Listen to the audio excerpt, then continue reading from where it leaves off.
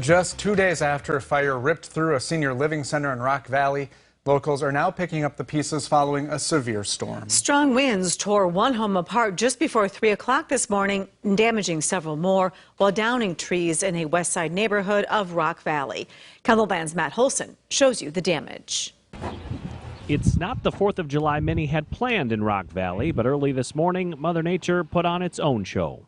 We come over here and we found a house that was pretty well destroyed. And it was one of our own firemen here in town, so it's home. Fire Chief Brent Esice says experts are still investigating what happened, but early reports are that 80-mile-an-hour winds are to blame. The house is pretty well destroyed. The ceilings came down, the roof is twisted, so the bedroom where he was in, the ceiling didn't come down, so it's very fortunate. A lot of the damage that you see in this neighborhood is coming from the garage you see behind me.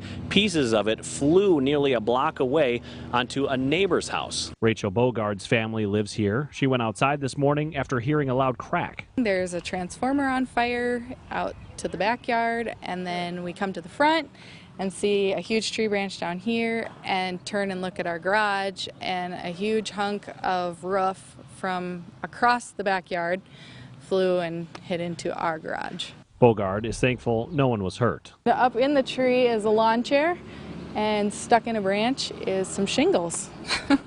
So it's amazing what we're finding. The damage hits just as Rock Valley is cleaning up from a massive fire on Tuesday at a senior living center.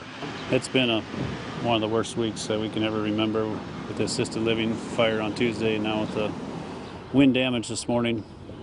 Yeah, it's been a trying time. In Rock Valley, Matt Holson, KELOLAND News. Many people in Rock Valley gave up their holiday plans to help the homeowners clean up the damage.